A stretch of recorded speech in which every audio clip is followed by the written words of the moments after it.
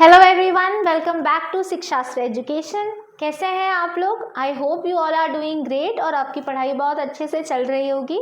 मुझे लगता है कि एग्ज़ाम सभी के स्टार्ट हो गए होंगे या आने वाले होंगे, तो प्लीज़ अपनी पढ़ाई ध्यान से कीजिए। पूरा टाइम टेबल अच्छे से स्टडी करके अपने लिए भी एक टाइम टेबल प्लान कीजिए ताकि आपकी सभी चीज़ें ऑर्गेनाइज रहें। चलिए आगे बढ़ते हैं। माय नेम इज़ मैत्री और मैं हूँ आपकी साइंस टीचर। अब हम लेकर आ गए हैं आपके लिए third part of the chapter coal and petroleum, जो कि आपके ग्रेड 8 का चैप्टर नंबर 3 है। तो लास्ट कुछ क्लासेस में हमने कोल और पेट्रोलियम के बारे में पढ़ा, क्योंकि ये चैप्टर ही कोल एंड पेट्रोलियम है। लेकिन कोल एंड पेट्रोलियम के अलावा हमारे पास एक और फॉसिल फ्यूल अवेलेबल होता है नेचर में, जिसे हम कहते हैं नेचुरल गैस।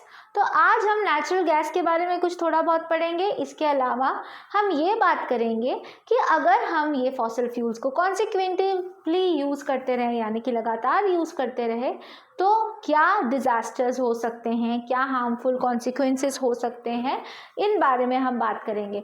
और फिर हम इसके ऑल्टरनेटिव सोर्सेस की भी डिस्कशन करेंगे कि ऐसा क्या हम कर सकते हैं जिससे हम इन रिसोर्सेज को एग्जॉस्ट होने से बचा लें। चलिए आगे बढ़ते हैं टूवर्ड्स टुडेज वीडियो।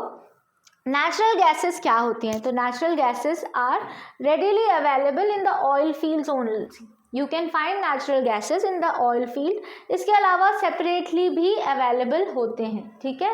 ये इजीली पाइप्स के थ्रू ट्रांसपोर्ट हो जाते हैं और इनको आप कंप्रेस्ड फॉर्म में, यानी कि CNG या फिर लिक्विफाइड फॉर्म में भी यूज़ कर सकते हैं। लिक्विफाइड फॉर्म में इसे हम कहते हैं LNG, ठीक है। एज अ फ्यूल आप इन्हें यूज़ कर सकते हो, ठीक है।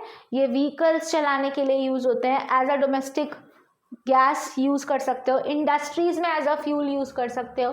आपको पता है CNGs are the cleaner fuels, क्योंकि ये एकदम ना के बराबर किसी भी तरह का हार्मफुल बाय प्रोडक्ट्स नेचर में रिलीज करते हैं, इसलिए CNG को आप क्लीनर फ्यूल कहते हैं। आजकल आपने देखा होगा कि CNG ऑटो रिक्शाज अवेलेबल हैं रोड पे, तो ग्रीन कलर के होते हैं कुछ, जो रिप्रेजेंट करता है कि वो इको फ्रेंडली है। They are not releasing that much of pollutants in the air so that it can get polluted. It is a cleaner fuel. It can be used in compressed form. It can be used in the liquefied form as well. चलिए आगे बढ़ते हैं and let's find out where you can find these natural gases, है ना। So here आपने देखा होगा कुछ स्टेट्स में तो अभी ऑलरेडी पाइपलाइंस, पूरा नेटवर्क डेवलप हो चुका है, जिसकी हेल्प से इन नेचुरल गैसेस को एक घर से दूसरे घर में पहुंचाया जा सकता है, घर घर में पहुंचाया जा पा रहा है। जैसे कि गुजरात है, दिल्ली है, वडोदरा है, ये कुछ ऐसे स्टेट्स हैं जहाँ पे अभी ये कुछ ऐसे स्टेट्स और सिटीज़ हैं जहाँ पर ये पाइपलाइंस जो है एक्सटेंसिवली काम कर रहे हैं। दिल्ली में तो खासकर, क्योंकि pollution rate of the Delhi is increasing day by day, है ना। So because there is a lot of pollution over there, so to overcome the same we are using this, okay. Natural gases जो रहते हैं वो किसी भी तरह का हार्मफुल प्रोडक्ट्स रिलीज नहीं कर रहे हैं। आप इसको मैन्युफैक्चरिंग ऑफ लाइक फर्टिलाइजर्स में यूज़ कर सकते हैं। इंडिया में कई सारी जगह पे नेचुरल गैस रिजर्व्स अवेलेबल हैं, यानी कि नेचुरल गैस आपको जहाँ से ऑब्टेन होगी ये आपके लिए अवेलेबल हैं, है ना। हमारी कंट्री में आपको नेचुरल गैसेस कहाँ मिलेगी? त्रिपुरा में, राजस्थान, महाराष्ट्र और कृष्णा गोदावरी डेल्टा, यहाँ पे आपको नेचुरल गैसेस अवेलेबल होते हैं, राइट।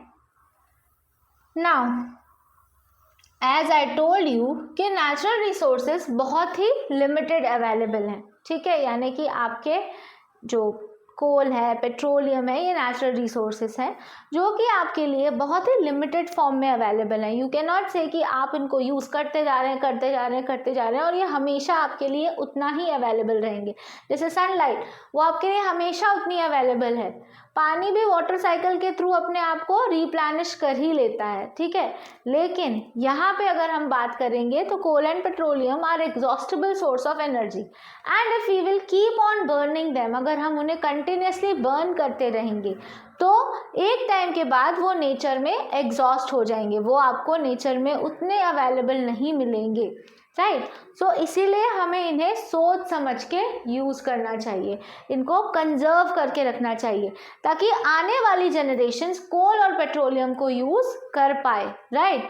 वरना आने वाली जनरेशन सिर्फ नाम सुनेगी, as we hear the names of something कि हाँ कभी ऐसा कुछ था, बट अब तो वो अवेलेबल नहीं है, ठीक है। लेकिन बर्निंग ऑफ फॉसिल फ्यूल सिर्फ हमें इसलिए ही कंजर्व नहीं करना चाहिए, इसलिए नहीं रोकना चाहिए फॉसिल फ्यूल्स के यूज़ को क्योंकि आने वाले जनरेशन के लिए नहीं बचेगा, बट इसलिए भी कि जब आप उसे बर्न करते हो तो उससे कई सारे हार्मफुल पोल्यूटेंट्स आप एटमॉस्फेयर में ऐड कर रहे हो, यानी कि इसकी वजह से बहुत सारा मेजर पोल्यूशन होता है।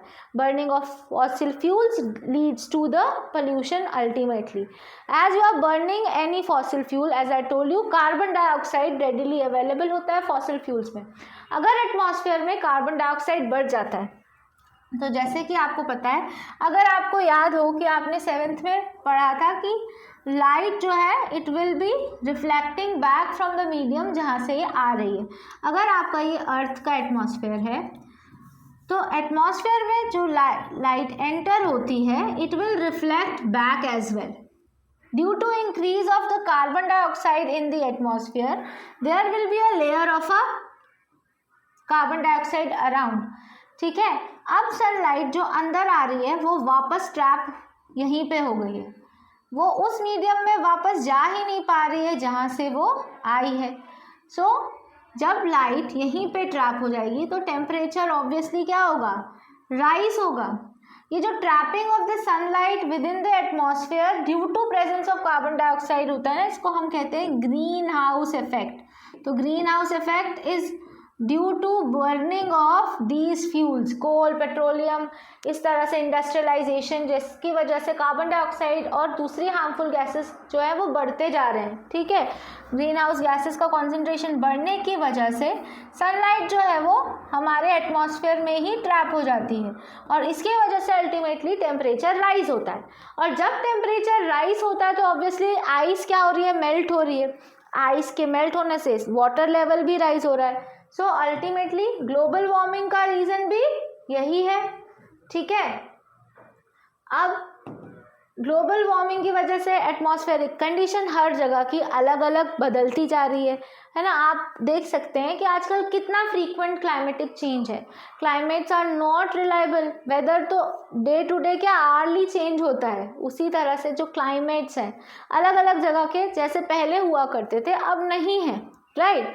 एक समय सब, जैसे recently I visited Kashmir and I have heard कि पहले तो वहाँ पे और ज़्यादा थिक आइस हुआ करती थी, बट क्योंकि ग्लोबल वार्मिंग बढ़ गई है तो वहाँ पे भी अब उतना बर्फ़ यहाँ नहीं मिलेगा जितना कि आपको आसपास पहले मिला करता था। उसी तरह से सिर्फ कश्मीर नहीं, पूरे ओवरऑल वर्ल्ड में ग्लोबल वार्मिंग का इफेक्ट देखा जा सकता है, ठीक है। तो बर्निंग ऑफ फॉसिल फ्यूल्स इसलिए भी हार्मफुल है क्योंकि ये अपने नेचर को हार्म करते हैं। अब जब आप माइनिंग ऑफ कोल करते हैं तो उससे नेचर को डिस्ट्रक्शन होता है ना। कोल को आपने एक्सट्रैक्ट तो लैंड को अंदर से ही करना है। कोल माइंस को जो वर्कर्स वहाँ काम करते हैं उनकी लाइफ को कितना थ्रेटनिंग है ये, ठीक है। इसके अलावा कोल माइंस जो फॉरेस्ट में होती है उसकी वजह से ह्यूज डिफॉरेस्टेशन होता है।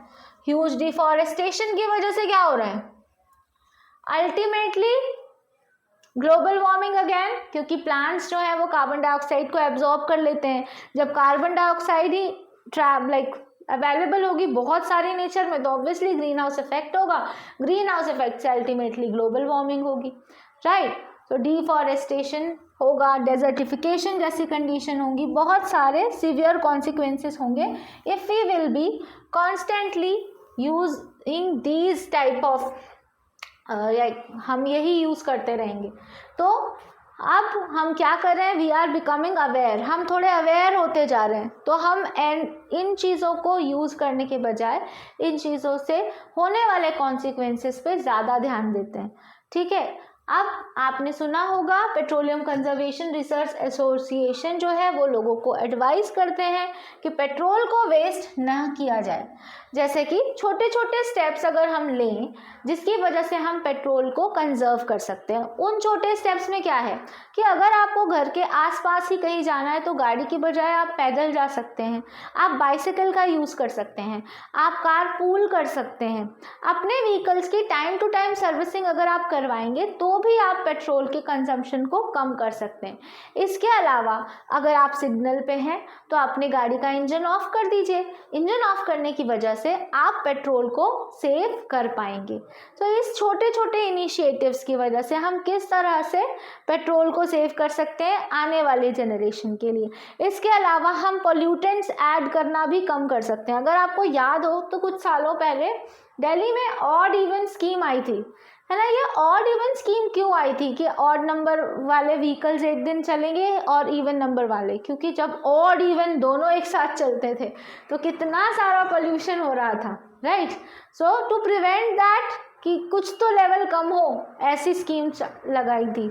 इसी तरह से और भी कई सारे स्कीम्स अप्लाई होते हैं आजकल फॉरेस्टेशन को प्रमोट करने के लिए, एनवायरनमेंट को प्रमोट करने के लिए। हम एनवायरनमेंट डे भी सेलिब्रेट करते हैं जहां हम लोगों को अवेयर करते हैं कि ज़्यादा से ज़्यादा प्लांटेशन किया जाए, राइट। सो ये कुछ इनिशिएटिव्स हैं। इसके अलावा अगर हम चाहते हैं कि ये जो फॉसिल फ्यूल्स हैं इसको हम आने वाली जनरेशन के लिए कंजर्व करके रखें तो हम ऑल्टरनेटिव सोर्सेस ऑफ एनर्जी के बारे में सोच सकते हैं। सो ये ऑल्टरनेटिव सोर्सेस ऑफ एनर्जी क्या होते हैं? ऑल्टरनेटिव सोर्सेस ऑफ एनर्जी वो होते हैं जो आप अपनी तरफ से मतलब ऑप्शन में है, उनको आप ज़्यादा यूज़ कीजिए क्योंकि वो ज़्यादा से ज़्यादा अवेलेबल है, ठीक है। ये कुछ और टिप्स हैं जिनकी वजह से आप क्या कर सकते हैं, नेचर में पोल्यूटेंट्स को ऐड करना रोक सकते हैं, पेट्रोल को कंजर्व कर सकते हैं, राइट। ये पॉइंट्स मैं आपसे डिस्कस कर चुकी हूँ। इसके अलावा मैं आपसे ऑल्टरनेटिव सोर्सेस ऑफ एनर्जी के बारे में बात कर रही थी। सो ये ऑल्टरनेटिव सोर्सेस ऑफ एनर्जी जैसे कि विंड एनर्जी, आजकल इलेक्ट्रिकल एनर्जी, ठीक है, पेट्रोल की जगह हम इलेक्ट्रिसिटी यूज करने लगे हैं, ठीक है। फिर हाइड्रो एनर्जी। सो इससे हम क्या कर सकते हैं, इस तरह के कुछ स्टेप्स लेकर, इस तरह के कुछ इनिशिएटिव्स को लेकर हम कोल और पेट्रोलियम के यूसेज को थोड़ा सा रिप्लेस कर सकते हैं और ज़्यादा से ज़्यादा ऑल्टरनेटिव सोर्सेज ऑफ एनर्जी को यूज़ करेंगे तो हम आने वाले टाइम के लिए कोल पेट्रोलियम को प्रिजर्व कर पाएंगे, right. So with that note now we are done with the chapter 3 that is coal and petroleum. I hope आपको चैप्टर अच्छे से समझ में आ गया होगा। Keep watching शिक्षास्त्र Education. Do like, share and subscribe to the channel.